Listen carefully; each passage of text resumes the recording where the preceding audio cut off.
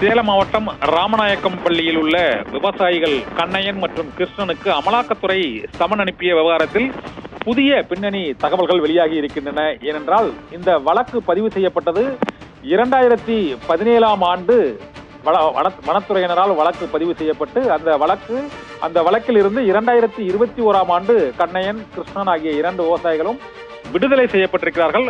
காட்டெருமைகள் மின்வேலியில் கண்ணையன், கிருஷ்ணனின் தோட்டத்தில் புகுந்ததாகவும் அதன் பின்னர் அந்த காட்டெருமைகளை புதைத்ததால் வன உயிரின பாதுகாப்பு சட்டத்தின் கீழ் அவர்கள் மீது நடவடிக்கை எடுக்க வேண்டும் என தொடரப்பட்ட வழக்கில்தான் அவர்கள் விடுதலை செய்யப்பட்டிருக்கிறார்கள்.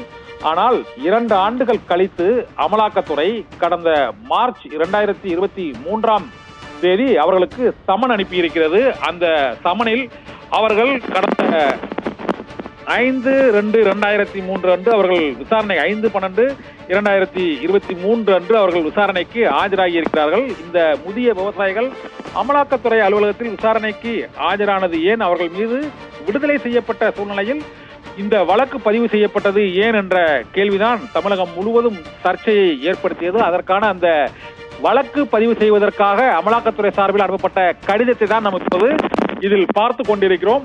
இந்த கடிதம் தான் விவசாயிகள் சார்பாக, அமலாக்கத்துறை சார்பாக விவசாயிகள் செய்த அந்த குற்றம் என்று சாட்டப்பட்ட அந்த கண்ணையன், கிருஷ்ணன் ஆகிய இருவருக்கும் அனுப்பப்பட்ட சமன் மற்றும் அவர்கள் செய்த குற்ற விவரங்கள் தொடர்பாக கேட்டு அமலாக்கத்துறை சார்பில் அனுப்பப்பட்ட கடிதத்தை தான் இப்போது நாம் பார்த்து கொண்டிருக்கிறோம். இதனால் கண்ணையன், கிருஷ்ணன் ஆகிய 2 விவசாயிகளுக்கு சொந்தமான அந்த நிலத்தை பாரதிய ஜனதா கட்சியின் சேலம் கிழக்கு மாவட்ட நிர்வாகி குணசேகரன் பறிப்பதற்கு அமலாக்கத்துறையின் சார்பாக அதிகாரிகள் எவரும் உடந்தையாக இருந்தார்களா என்ற சந்தேகம் வலுவடையும் வகையில் இந்த கடிதம் அனுப்பப்பட்டுள்ள தகவல் இப்போது வெளியாகி இருக்கிறது. இது சமூக வலைத்தளங்களிலும் மற்றும் அரசியல்வாதிகள் மத்தியிலும் கடும் கண்டனங்களை பதிவு செய்து தமிழகம் முழுவதும் சர்ச்சையை ஏற்படுத்திய சூழ்நிலையில் இப்போது அமலாக்கத்துறை இந்த வழக்கை வாபஸ் பெறுவதற்கு முடிவு செய்திருப்பதாக தகவல் வெளியான சூழ்நிலையில் அமலாக்கத்துறை வனத்துறைக்கு அனுப்பிய கடிதம் இப்போது வெளியாகி இருக்கிறது.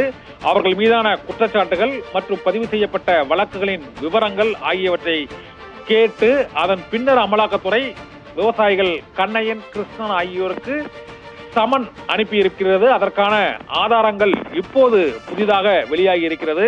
இதனால் சேலம் ஆத்தூர் வட்டத்தில் உள்ள ராமநாயக்கம்பாளையம் கண்ணையன், கிருஷ்ணனுக்கு சொந்தமான 6.5 ஏக்கர் நிலத்தை யாரோ ஒருவர் அபகரிப்பதற்கு மத்திய அரசின் நிறுவனமான அமலாக்கத்துறை உடந்தையாக இருந்ததா என்ற குற்றச்சாட்டு அரசியல் கட்சிகளின் சார்பாக எழுப்பப்பட்டுள்ள சூழ்நிலையில் விடுதலையான வழக்கில் அமலாக்கத்துறை இவ்வளவு அக்கறை எடுத்து கடிதம் எழுதியது ஏன் என்ற சந்தேகம் எழுந்திருக்கிறது. இதற்கு வழக்கை வாபஸ் பெறுவதற்கு முன்பாக அமலாக்கத்துறை விளக்கம் அளிக்க வேண்டும் என்றும் அரசியல் கட்சியினர் மற்றும் சமூக ஆர்வலர்கள் கருத்து தெரிவித்துள்ளனர்.